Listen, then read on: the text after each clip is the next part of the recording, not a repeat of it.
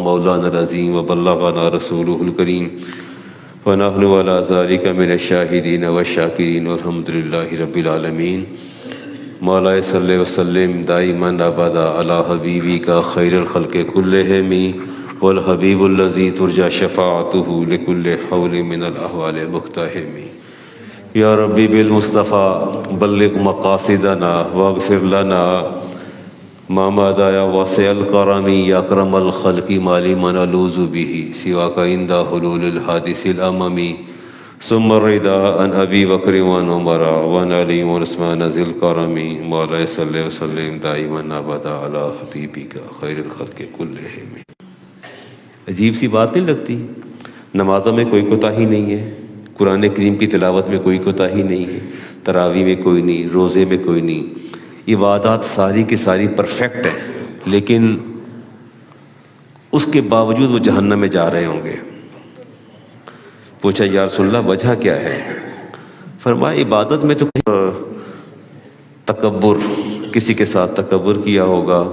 اس بچے کو کیسا لگے گا؟ اس بچے نے زندگی میں کبھی بھی کوئی عبادت آپ نے نہیں چھوڑی، نمازیں پوری، روزے پورے، جب سے بالغ ہوا ہے بچے اس کے روزے پورے ہیں، ساری عبادات ہیں، پھر یہ ساری عبادتوں سمیت جہنم کی طرف دھکیلا جا رہا ہوگا تو کیسا ہے؟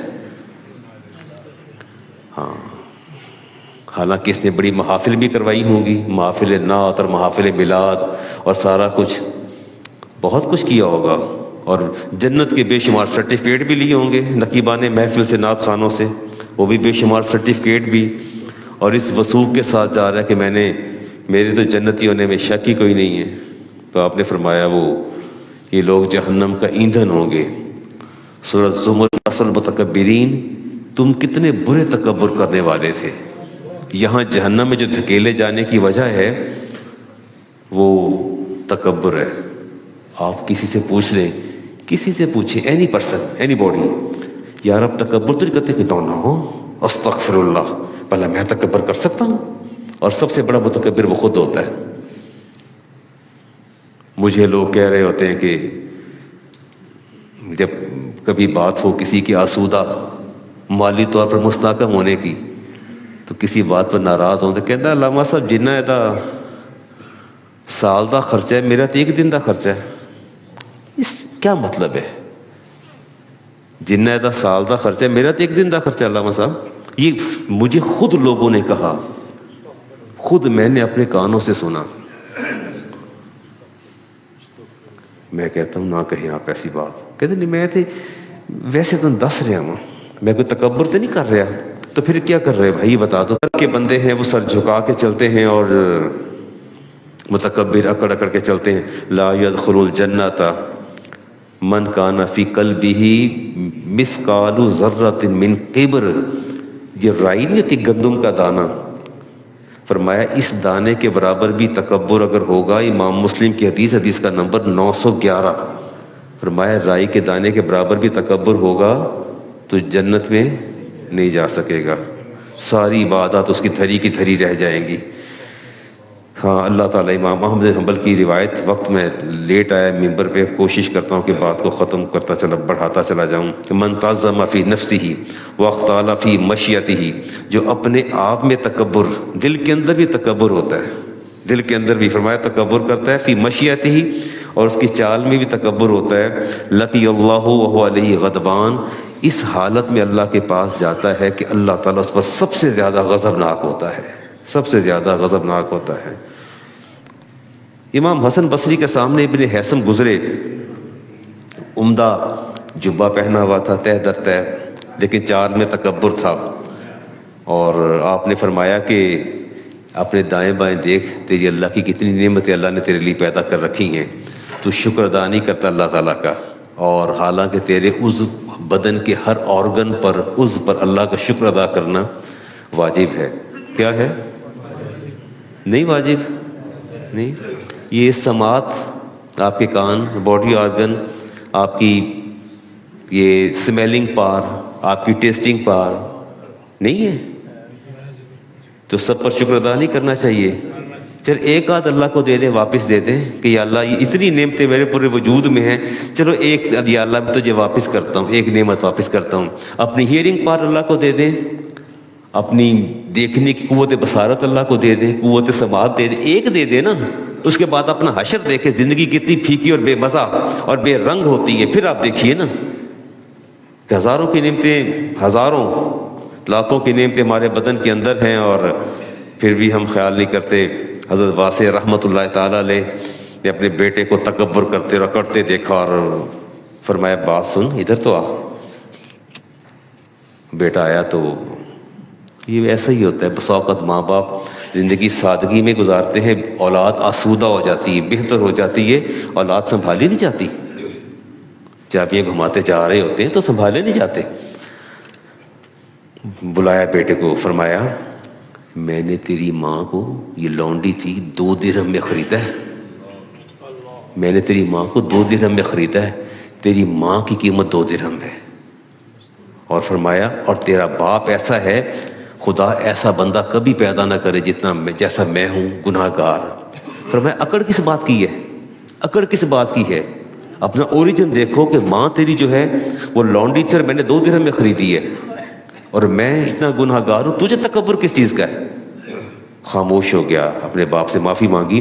اور ابو درداء صحابی رسول فرماتے ہیں کہ جس طرح بندے کے پیچھے چلنے والے زیادہ ہوتے ہیں اتنا ہی اللہ سے فاصلہ بڑھتا جاتا ہے.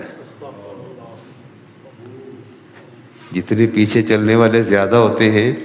اچھا یہ ایک فیکٹ ہے، ایک فیکٹ ہے. یہ میرے ساتھ کوئی 8-10 شاگرد چل رہے ہوں تو چال ہی بدل جاتی ہے، مزاج ہی بدل جاتا ہے. کوئی جوتا پہنا رہا ہے، کوئی ادھر سے پکڑ رہا ہے، کوئی ادھر سے پکڑ رہا ہے. ہٹو بچو ہٹو بچو ہٹو بچو ہٹو بچو کر رہے ہوتے ہیں سارے. 10 ہٹو بچو والے میرے ساتھ ہوں گے تو میں سنبھالا جاؤں گا. علامہ صاحب کی گاڑی کھلتی ہے تو 15 20 30 40 آگے آ جاتے، پیچھے پیچھے پیچھے کر ہٹو بچ جاتے ہیں. فرمایا جوں جوں پیچھے چلنے والوں کی تعداد بڑھتی چلی جاتی ہے، رب سے فاصلہ بھی بڑھتا چلا جاتا ہے. کاش ہمیں اس بات کی سمجھ آ جائے. اور رسالہ امام بخاری کی حدیث. اچھا یہ بھی بتا دوں کنز المال کی روایت، رسول کریم علیہ السلام جب چلتے اچانک چلتے درمیان میں تشریف لے آتے، چلتے چلتے پیچھے ہٹ جاتے، اچانک رائٹ سائڈ پہ آ جاتے، لیفٹ سائڈ پہ آ جاتے. یعنی آپ کسی ایک جگہ مستقل صحابہ پیچھے ہوتے تھے، آگے نہیں چلتے تھے. ظاہر ہے آگے چلنے والوں کا مزاج کیا ہوتا ہے وہ آپ کو پتہ ہونا چاہیے. حارث بن وہب کہتے ہیں کہ میں بیٹھا تھا تو رسالت امام علیہ السلام نے ارشاد فرمایا کہ حارث تجھے میں بتانا دوں، الا اخبرکم باہل النار، بتاؤں جہنمی کون ہے؟ عرض کیا اصلا فرمائیے. فرمایا کل اتل، ہر بد اخلاق جہنمی ہے، ہر بد اخلاق جہنمی ہے. اور فرمایا جوازن، اور ہر اکڑ کر چلنے والا بھی جہنمی ہے. اور فرمایا مستکبرن، اور ہر تکبر کرنے والا بھی جہنمی ہے. میں اس دکھ کا اظہار آپ سے کر رہا ہوں. آپ اتنی مشقت اٹھا کے یہاں تشریف لاتے ہیں، جمعہ ادا کرتے ہیں، نمازیں 5 وقت کی، صبح تہجد بھی، نوافل بھی، صلاۃ تسبیح بھی، محافل میلاد بھی، سارا کچھ کر زکوٰۃ بھی، صدقات بھی، خیرات بھی، اتنی نیکی مانگتا ہوں. تکبر کبھی چال میں ہوتا ہے، کبھی لباس میں ہوتا ہے، کبھی علم میں ہوتا ہے، کبھی عمل میں ہوتا ہے، کبھی حسب میں ہوتا ہے، کبھی نسب میں ہوتا ہے، کبھی حسن میں ہوتا ہے، کبھی جمال پہ ہوتا ہے، کبھی طاقت پہ ہوتا ہے، کبھی تعلقات پہ ہوتا ہے، کبھی آپ اس پر غور کریں وہ کہنا کیا چاہتے ہیں. آپ کو پتہ ہے کہ دل کے نہاں خانوں میں کیا بات موجود ہے. ہاں اس کو خود اسیس کریں، ایویلیویٹ کریں چیزوں کو کہ اس کے جملے کے پیچھے وہ کہنا کیا چاہتا ہے. کہا نہیں جاتا، آنکھیں بتا دیتی ہیں. نہیں اگر یہاں کوئی بہت چھوٹے قد والا یا کوئی سیاہ رنگت والا اگر شخص آ جائے اور آپ اس کو دیکھ کے مسکرا کے ایسے دیکھیں، اس کو منہ سے تو کچھ بھی نہیں کہا، کسی کے قد پر، کسی کی ناک پر، کسی کی آنکھ پر، کسی کے باڈی کے حجم پر جب آپ اعتراض کرتے ہیں تو یہ یاد رکھیے یہ اعتراض کسی کی آنکھ پر، کسی کو بھینگا کہہ دیتے ہیں، ناک ٹھیک نہیں بنائی، یہ ہونٹ ٹھیک نہیں بنائے، یہ قد ٹھیک نہیں بنایا، یہ ہاتھ ایسے کیوں ہیں؟ یہ تو میں نے جانچا نا، یہ تو میری یہ میں نے ڈیٹیکٹ کیا کہ اس کو ایسے نہیں ایسے بنانا چاہیے تھا۔ اے مالک تجھے تو بنانا ہی نہیں آیا۔ اس میں بھی رب نے فرق پیدا کر دیا۔ کروڑوں اربوں انسان موجود ہیں، اللہ نے وہ ان میں مواصلت پیدا نہیں ہونے دی، وہ یکساں نہیں ہونے دی۔ آپ کی آنکھوں کا سکین کرتے آپ کی آنکھیں، وہ کیسا خالق ہے، کیسا کاریگر ہے۔ میں اور آپ ہم اعتراض کر رہے ہیں کہ اس میں یہ خرابی ہے۔ فرمایا عائشہ آپ نے پوشیدہ تکبر کا اظہار کیا ہے۔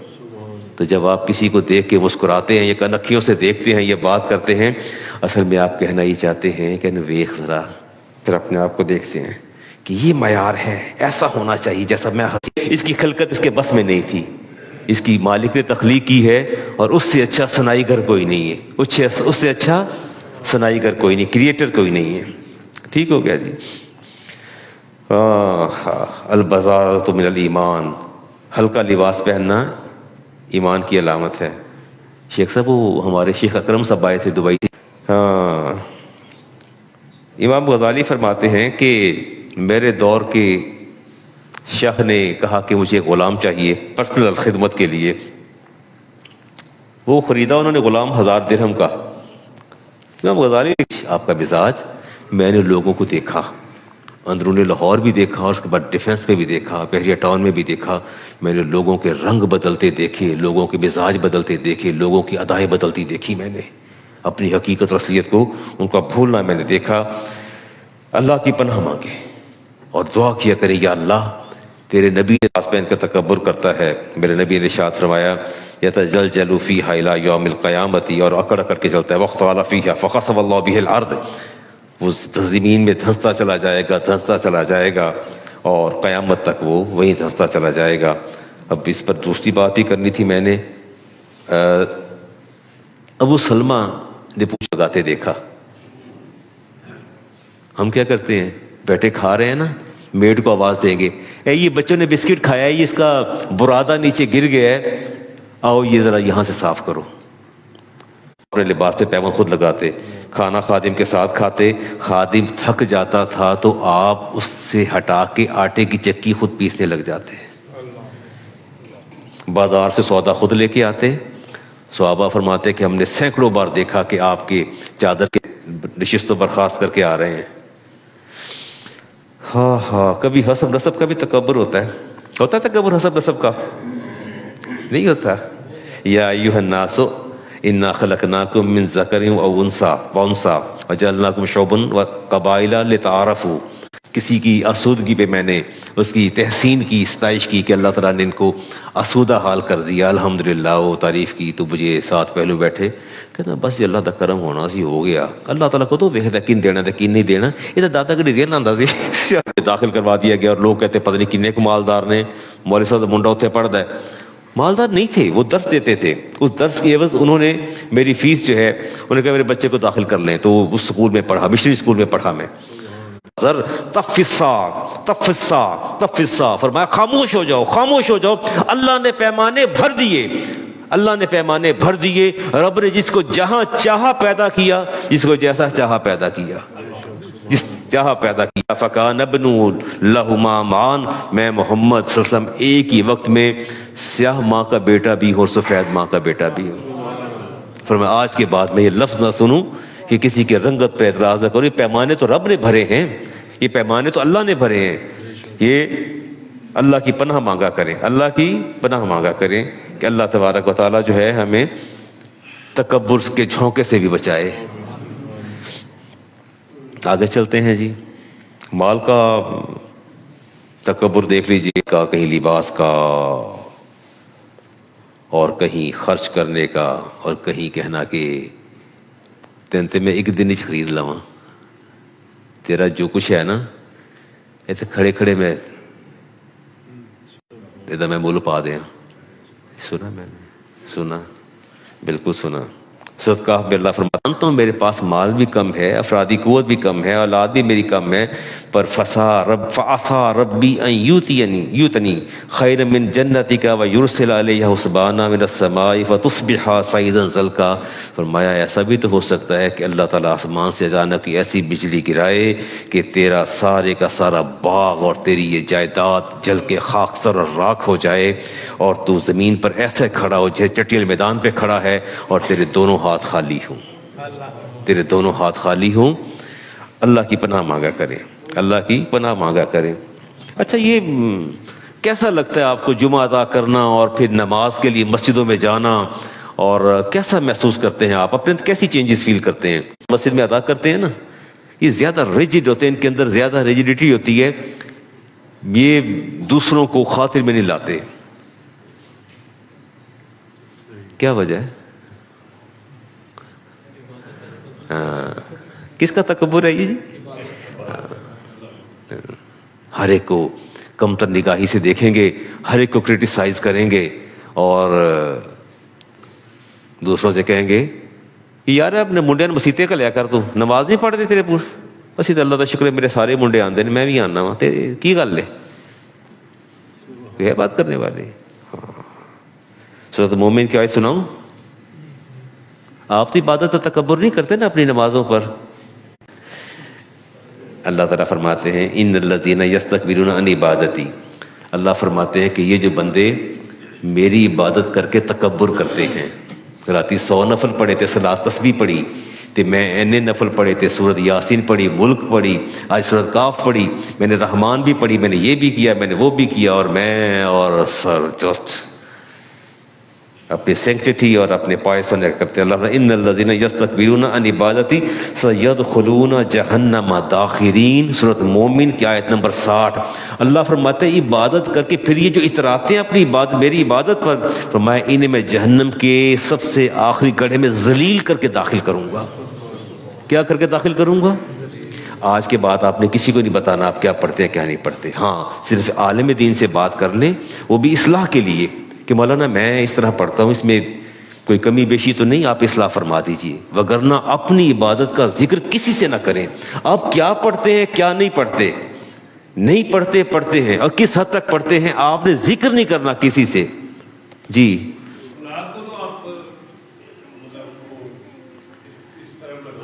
نہیں، اولاد کو تو آپ کہیے نا، وہ تو آپ کا ابلیگیشن ہے، وہ تو آپ پر فرض ہے، اگر نہیں کریں گے تو امر بالمعروف نہیں ہوگا، اس کا آپ کو جواب دہ ہونا ہوگا اللہ کی بارگاہ میں، اس کا آپ جواب دیں گے۔ اولاد کو تو آپ نے کہنا ہے، لیکن اپنی عبادتوں کا ذکر کسی سے نہیں کرنا۔ صلاۃ تسبیح پڑھتے ہیں، نوافل پڑھتے ہیں، تہجد پڑھتے ہیں، آپ چاشت پڑھتے ہیں، آپ اشراق پڑھتے ہیں، آپ جو کچھ بھی کرتے ہیں آپ نے کسی سے اس کا ذکر نہیں کرنا، کسی سے۔ آیت میں نے پڑھ دی، دوبارہ پڑھ دوں آیت کہ کام چل جائے گا اسی سے۔ ان الذین یستکبرون عن عبادتی، اللہ فرماتے ہیں میری عبادت کر کے پھر یہ تکبر کرتے ہیں، سیدخلون جہنم داخرین، میں انہیں ذلیل کر کے جہنم میں پھینکوں گا۔ یہ تکبر کس چیز کا تھا؟ اچھا کیا یہ ہم نماز پڑھ کے اور باقی عبادت کر کے اللہ کا حق ادا کر دیتے ہیں؟ نہیں کر سکتے۔ اور تکبر میں مبتلا زاہد اور عبادت گزار کی جو علامات ہیں، علامات بتاؤں؟ متکبر زاہد کی علامات بتاؤں آپ کو، تاکہ یو کین ایزیلی ڈیٹیکٹ ہم، آپ آسانی سے اس کو دیکھ سکیں۔ علامات جو آتی ہیں حدیث میں فرمایا، ان کی ہمیشہ یہ خواہش ہوتی ہے کہ لوگ ان کی زیارت کرنے آئیں۔ ایک تو ہوتا ہے نا ویسے کسی سے ملاقات کرنا، ایک ہوتا ہے یار تسی بزرگاں ملنے نہیں آتے، بزرگاں نہ ملیا کرو ذرا، بزرگاں کو لایا کرو ذرا، یہ خواہش ہے۔ یہ کیا ہے؟ خواہش ہے، پہلی بات۔ اور پھر اگلی توقع یہ ہوتی ہے کہ لوگ ان کی ضروریات پوری کریں۔ کیا کریں؟ لوگ ان کی ضروریات کو پورا کریں، ان کی خواہش کی تکریم کریں، اور جب وہ آ جائیں نشست عبادت ہے نا تے مک گئی ہے، بس یہ اللہ دا بس اللہ دی دین ہے، اللہ دی دین ہے، اسے شٹ اپ کال کریں۔ فرمایا جو تمہارے منہ پر تمہاری تعریف کرے اس کے منہ میں مٹی ڈال دیں، ناٹ ان ایکچوئل، مراد یہ ہے کہ اس کو شٹ اپ کال دیتے ہیں۔ جی میں کرتا ہوں دعا بھی، ٹھیک ہو گیا جی؟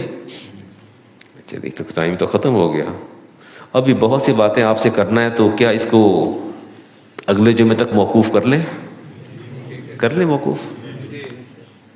پھر سنیں گے تکبر، کوئی حسن میں، کوئی مال میں، کوئی طاقت میں، کوئی تعلقات میں، پھر بات کریں آپ کے ساتھ۔ تو ایک دعا تو پڑھ لیجئے میرے ساتھ، میں سوئچ کرنے لگا ہوں۔ آئیے پڑھیے، بسم اللہ الرحمن الرحیم۔ اللہم انی اعوذ بک من نفخۃ الکبریاء، نفخۃ الکبریاء، یا اللہ میں تکبر کے جھونکے سے بھی تیری پناہ مانگتا ہوں، میں تکبر کے جھونکے سے بھی تیری پناہ مانگتا ہوں۔ میں پھر بات کروں گا کہ تکبر کے حوالے سے اب دو چار باتیں اور کر لیں۔ میں تاخیر سے آیا، ممبر پہ جلدی آتا تو شاید کوئی زیادہ صورتحال بہتر ہو جاتی، لیکن چلے آپ نے اجازت دے دی ہے تو دوبارہ کر لو افتخار صاحب بات تکبر کے۔ اگر میرے 2-3 جمعے پڑھانے سے آپ کو یہ ادراک ہو جائے کہ یار ہم نے اپنی عبادت کا ذکر کسی سے نہیں کرنا، اپنے مال کا ذکر کسی سے نہیں کرنا، اپنے بیٹے کے مناسب عہدوں کا ذکر ہم نے کسی سے نہیں کرنا، ہم کیا ہے وہ مالک بہتر جانتا ہے، ہمارے پاس کیا ہے دینے والا بہتر جانتا ہے، ٹھیک ہے، ہم کس سٹیٹس پر ہیں وہ دینے والا بہتر جانتا ہے۔ اچھا جی، وہ کہتے ہیں جی میری بیگم نے، میں نے بیگم سے کہا کہ شادی ہے، میرا کوئی ملنے والا ہے، غریب آدمی ہے، اور انہوں نے مجھے 1,00,000 روپے دیا اور کہ وہ اس کو دے دیں، اس کی بیٹی کی شادی ہے، اور میں نے اس 1,00,000 میں سے کچھ اس کو دے دیا، اور باقی میرے اپنے بہن بھائی جو تھے وہ مالی طور پر کمزور اور غیر مستحکم تھے، تو میں نے کچھ حصہ اپنے بہن بھائیوں کو دے دیا۔ بات سمجھ میں آئی ہے؟ میں کہہ لیں نا کہ میں نے اپنی زوجہ سے کہا، مالدار ہیں، کہ میرا ایک جاننے والا بہت غریب ہے، اس کی بیٹی کی شادی ہے، اسے کئی 1,00,000 روپے اسے دے دیں، اور میں نے اس 1,00,000 میں سے 40,000 ان کو دے دیا شادی والے، اور 60,000 میں نے اپنے بہن بھائیوں کو دے دیا، وہ مالی طور پر غیر مستحکم تھے۔ تو کیا مجھے مصرف بدلنے کا اختیار ہے؟ وہ بیگم نے زکوٰۃ کے پیسہ دیا ہے، کس کا پیسہ دیا ہے؟ کیا مجھے مصرف بدلنے کا اختیار ہے؟ ہاں، نہیں ہے۔ آپ کو مصرف بدلنے کا اختیار ہرگز نہیں ہے۔ آپ وکیل اور امین ہیں، آپ کو منوً وہیں پیسہ پہنچانا ہوگا۔ اب وہ دے چکے ہیں پیسہ، اب اس کا حل کیا ہے؟ آپ حل بتا دیجئے، کیا کرنا چاہیے؟ جی،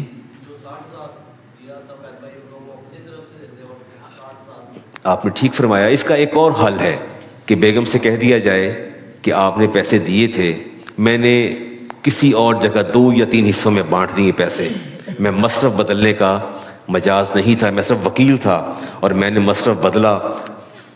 اگر تو وہ راضی ہو جائیں، اجازت دے دیں تو ٹھیک ہے، اگر وہ راضی نہیں ہوتی تو آپ کو تاوان دینا پڑے گا، وہ رقم آپ کو خود دینا پڑے گی، وہ رقم آپ کو۔ مسئلہ سمجھ آ گیا؟ اچھا، یہ میں تھوڑی چھوٹی باتیں آپ سے کرتا رہتا ہوں کہ آپ کے دل میں خوف خدا کو اجاگر کر دوں۔ اچھا جی، وہ کہتے ہیں علیم الدین نام ہے، ہمارے والد صاحب کا انتقال ہو گیا تھا اور ہم 4 بھائی ہیں، ایک ہماری والدہ ہیں۔ آپ میری بات کو توجہ سے سن رہے ہیں نا؟ بالکل اس کو ضائع نہیں کرنا میری بات کو۔ اور 24 لاکھ کیش تھا والد صاحب کے اکاؤنٹ میں، پریمیم پرائز بانڈ تھے، اور وہ ہم نے والد صاحب کے انتقال کے بعد، ہم 4 بھائی اور ایک ہماری والدہ تھی، ہم نے ایسا کیا کہ وہ ساری رقم نکالی جو سکسیشن سرٹیفکیٹ کے بعد، اس کو اردو میں پتہ نہیں کیا کہتے ہیں، سکسیشن سرٹیفکیٹ کو وراثت نامہ کہتے ہیں، وہ سرٹیفکیٹ ہم نے کورٹ سے لینے کے بعد ہم نے ایسا کیا کہ ابا سے بڑی محبت تھی تو ہم نے فوری طور پر وہ 24 لاکھ وہ اور پریمیم پرائز بانڈ سارے ہم نے ان کو بیچ کے رقم لے کے ہم نے سارا ابا کے نام پہ صدقہ کر دیا۔ کیا کر دیا ہم نے؟ تاکہ ان کی روح کو آسودہ ہو جائے قبر کے اندر، اور ہم نے صدقہ جاریہ کر دیا اور ایصال ثواب کر دیا۔ اور پھر کہتے ہیں کہ باقی جو 2 کنال کا گھر تھا، وہ گھر کی ہم نے اس کو ایویلیویٹ کیا اور اس کی جو ہے ہم نے آپس میں شرعی تقسیم ہم نے اس کی کر لی ہے۔ اور ایک بھائی کا انتقال والد کے انتقال کے چند ماہ بعد ہو گیا، والد صاحب کا انتقال ہوا، جائیداد ابھی تقسیم نہیں ہوئی، اور وہ ہم نے، اور بھابھی ہے ہماری، اولاد کوئی نہیں تھی ان کی، لاول تھے، اور انہوں نے ایک بچی اڈاپٹ کر رکھی تھی، اچھا آپ صرف پہلے ایک میرے سوال کا جواب دیجئے کہ جو انہوں نے اپنے والد کے ایصال ثواب کے لیے صدقہ کیا تھا اس کے بارے میں آپ کی کیا رائے ہے؟